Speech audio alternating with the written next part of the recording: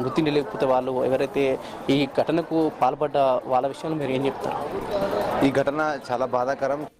ఉన్మాదులు చేసినటువంటి ఘటన ఇది. ఒక ఆకతాయి రౌడీలు తాగి మద్యం మత్తులో మరి మద్యానికి బానిసై ఒక పీజీ చేస్తున్నటువంటి మెడికో విద్యార్థిని అర్ధాంతరంగా కారుతో ఎక్కించి తొక్కినారు రాజమండ్రి నగర్ నడిబొడ్డున. మరి వాళ్ళ కుటుంబ సభ్యులకి చాలా శోక సముద్రంగా మిగిలిపోయినది.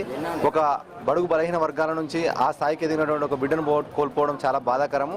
మరి చూస్తున్నాం ప్రభుత్వాలు కూడా వాస్తవానికి ఏపీ ప్రభుత్వము ఇంకా సరైన సమయంలో స్పందించలేదని మేము అనుకుంటున్నాం. ఎందుకంటే పోలీసుల నిర్లక్ష్యము ఇది ఆలస్యంగా వెలుగులోకి వచ్చింది.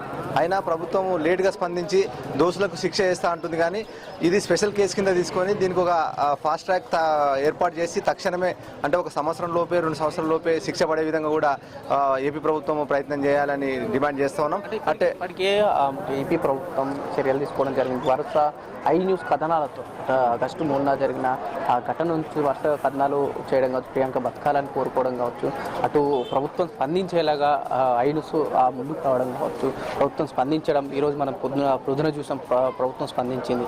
వైపు ఆర్థిక సాయం కూడా తీస్తా అని చెప్పేసి కూడా మాట ఇవ్వడం జరిగింది. సో ఇంకా ఏం చెప్పదలుచుకున్నాం? ఇట్లాంటి సంఘటనలు మునుముందు జరగకుండా ఉండాలంటే ఎటువంటి చర్యలు తీసుకుంటే బాగుంటుంది రెండు తెలుగు రాష్ట్రాల్లో ఉన్న ప్రభుత్వాలు? జరగకుండా ముందు కూడా చాలా కఠినంగా చట్టాలు తయారు చేయాలి. ఇటువంటి తాగుబోతులు ఈ రకంగా ఇప్పుడు సంబంధం లేకుండా చంపేసిపోతున్నారు.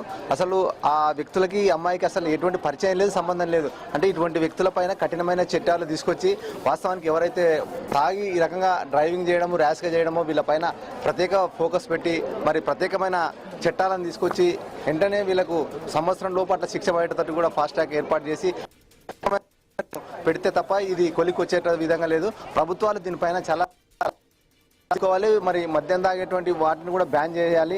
అదేవిధంగా గంజాయి, డ్రగ్స్ వీటన్నిటిపైన కూడా పెద్ద ఎత్తున కూడా మరి పటిష్ట భద్రతను ఏర్పాటు చేసి ఎప్పటికెప్పటికే వాళ్ళపైన కఠినమైన చర్యలు తీసుకునే విధంగా ఉండాలి. అట్నే తెలంగాణ ప్రభుత్వం కూడా మేము అడుగుతున్నాం, తెలంగాణ ప్రభుత్వాన్ని కూడా డిమాండ్ చేస్తున్నాం. మరి ఈ ఘటనను తెలంగాణ ప్రభుత్వం చాలా లేట్గా స్పందించిందని అనుకుంటున్నాం. వాస్తవానికి ఇది జరిగి 6 రోజులు అవుతుంది కూడా రేవంత్ రెడ్డి సర్కార్ దీని మీద ఎటువంటి ప్రకటన కూడా చేయలేదు. కానీ ఇప్పుడు అడావిడి చేస్తూ ఉన్నారు. ఇప్పుడు ఈ రాష్ట్ర మంత్రి జూపల్లి కృష్ణారావు ఉమ్మడి పాలమూరు జిల్లా మంత్రి వచ్చినా కూడా ఊరికి రాకుండా అక్కడి నుంచి అక్కడనే వెళ్ళిపోవడం కూడా బాధాకరమే. ఇక్కడ ఊరికి వచ్చి నివాళులు ఏంటి ఈ గ్రామాన్ని చూస్తే